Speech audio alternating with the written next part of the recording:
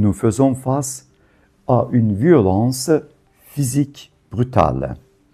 Trop souvent, l'avocat est assimilé à la cause de son client ou visé comme un obstacle à supprimer. Chers consoeurs, chers confrères, il y a un an, le Conseil de l'Europe ouvrait à la signature une convention historique. Pour beaucoup, c'est un texte de plus. Mais pour nous, avocats exerçant sous tension, cette convention est une nécessité vitale. En tant que bâtonnier d'Istanbul, je m'adresse à vous au nom d'une institution de 148 ans, mais surtout au nom de dizaines de milliers de confrères qui risquent leur liberté pour défendre celle des autres. Cet anniversaire renforce notre conviction. Le droit à la défense ne peut exister sans la sécurité de celui qui l'exerce. L'année écoulée a été pour notre barreau une année de résistance. Nous avons confronté une tentative de déstabilisation sans précédent, un procès visant la destitution de notre Conseil de l'Ordre et des prétendus faits de propagande. Pourquoi viser un barreau? Parce qu'un barreau indépendant est le dernier rempart contre l'arbitraire. Notre récent acquittement est une victoire de la raison sur la pression. Il prouve que la mission de l'avocat ne peut être soumise au bon vouloir politique. Pourtant, l'existence même de ce procès démontre l'urgence de ratifier la Convention du Conseil de l'Europe.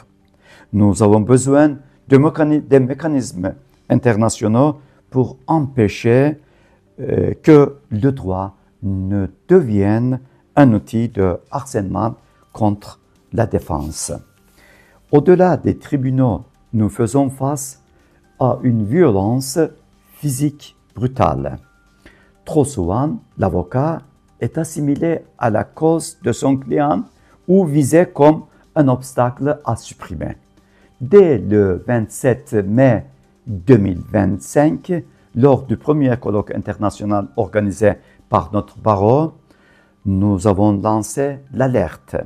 L'agression d'un avocat est une agression contre le citoyen. La Convention propose des remèdes concrets.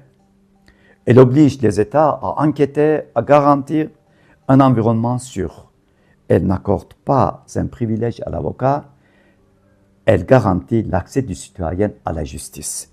C'est pourquoi, le 4 mai, il y a 3 jours, dans un élan d'unité historique, tous les bâtonniers de Turquie se sont réunis en session extraordinaire au siège de l'Union des barreaux de Turquie et nous avons adressé un message clair au Parlement. L'heure n'est plus à la réflexion, mais à la ratification immédiate de la Convention. Nous ne demandons pas de faveur, nous exigeons le respect des standards européens et la protection de notre dignité professionnelle. Nous serons les sentinelles de ce processus législatif. Mes chers amis, la robe que nous portons n'a pas de poche, car nous ne servons aucun intérêt financier. Elle n'a pas non plus de boutons, car nous ne nous inclinons devant aucun pouvoir. Mais aujourd'hui, cette robe a besoin d'une protection juridique internationale. Le barreau d'Istanbul restera debout. Nous resterons la voix des sans-voix. Protéger la profession d'avocat, c'est protéger l'avenir de la justice. Je vous remercie bien.